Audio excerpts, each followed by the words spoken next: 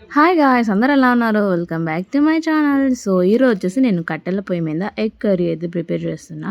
So, మనం కట్టెల పొయ్యి మీద ప్రిపేర్ చేసుకునే కర్రీస్ ఏదైనా చాలా టేస్ట్ బావుంటది.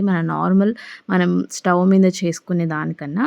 సో, నేను ఆయిల్ ఏసేసుకొని, జీలకర్ర, ఆవాలేసుకొని, ఆనియన్స్ ఇలా ఫ్రై అయిపోయిన తర్వాత కొద్దిగా అయితే పసుపయితే యాడ్ చేసుకున్నాననమాట. అండ్ నెక్స్ట్ అల్లం వెల్లుల్లి పేస్ట్ కూడా వేసుకుంటున్నా.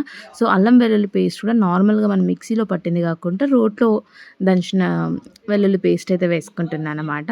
అండ్ కింద మనకు నార్మల్‌గా ఇప్పుడు గ్యాస్‌లో అయితే మనము ఫైర్ వచ్చేసి మనం అడ్జస్ట్ చేసుకుంటాం. సో, అలాగే కట్టెల పొయ్యిలో గూడా మనకి ఒకవేళ కర్రీ అడుగంటుతుంది అని అనిపిస్తే మనం స్టిక్స్ కొన్ని అంటే కొన్ కొన్ అంటే కొంచెమంత మంట అనేది మనము తీసేయాలనమాట.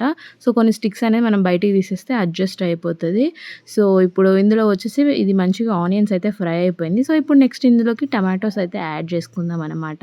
సో, చాలామందికి కట్టెల పొయ్యి మీద ఫుడ్ వండుకొని చాలామంది టేస్ట్ చేసి ఉండరు. సో, విలేజెస్‌లో వస్తే ఇది చాలా కామన్.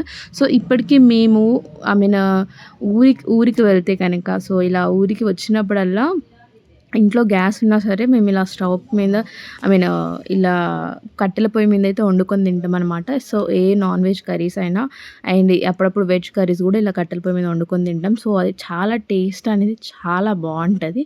అండ్ ఇక్కడ చూసారు గదా! ఇప్పుడు ఎగ్స్ అయితే బాయిల్ అయిపోయింది. అండ్ మీరు కింద మంట కూడా చూడొచ్చు. నేను మంట అంతా తీసేసి నార్మల్ బొగ్గు మీద అయితే ఉంచాననమాట. సో, ఎందుకంటే అందులో అంటే కింద అడుగంటకుండా అండ్ ఇప్పుడు మనం ఒకసారి మంచిగా వీటినైతే మిక్స్ చేసుకుందాము. అండ్ లాస్ట్‌లో ఇప్పుడు ఇందులో వచ్చేసి మనము కొద్దిగంత ఒక టీ స్పూన్ కారము అండ్ ఒక టీ స్పూను ధనియాల పౌడర్ యాడ్ చేసుకుందామనమాట.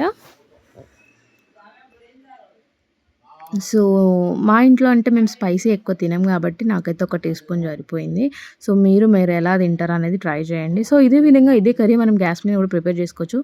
చాలామందికి ఇళ్లలో ఇది చాలా కామన్‌గానే ప్రిపేర్ చేసుకుంటారు. బట్ మీతో ఒకసారి పొయ్యి మీద వండుతున్నాం కాబట్టి ఈ రెసిపీ షేర్ చేసుకోవాలనిపించిందనమాట.